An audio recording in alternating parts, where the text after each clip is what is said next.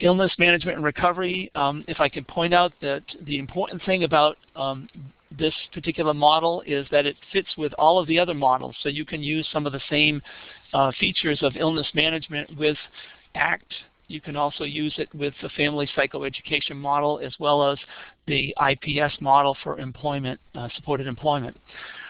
So the most important thing is that it's really giving individuals the ability to manage their skills, also identify their goals for recovery, and learning how to make informed decisions about their treatment. And part of that involves the use of medications and being able to make decisions.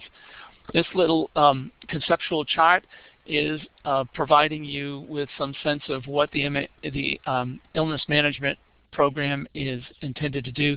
It looks at it from what's called a stress vulnerability model, which is looking at how stress and individuals that have particular symptoms, how that's affecting their ability to function.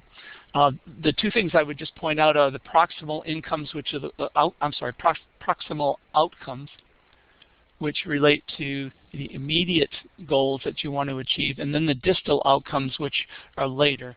So that would be stuff that we want to focus on when we get people into specific roles and doing things like independent living and work. So illness management and recovery is really looking at developing some specific skills and giving people information.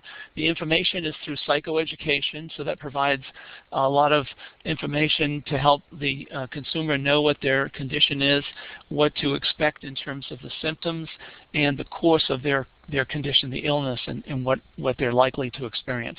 The behavioral tailoring is to help the consumers when they're choosing medications, and also the strategies that they use to better manage when they need to be understanding if the medications are working or not working, whether or not over a period of time medications may lose their effectiveness, whether or not there are certain side effects that are just not helpful to consumers, and consumers need to figure out how to balance the side effects with the benefit of the medication. The relapse prevention is really getting people to look at early warning signs, coming up with a plan to keep from keep their symptoms from exacerbating and then eventually ending up back in the hospital. So that's really a crisis prevention plan is probably another way of saying that. Coping skills are learning effective strategies, not only in managing their symptoms, but also managing the kinds of things that they're going to experience when they're out in the community, a certain level of stress that they might encounter just based on the fact that they're living more independently, if they live in an apartment, or they have to also manage their income if they've got benefits and things like that. So there's a certain level of coping that's required.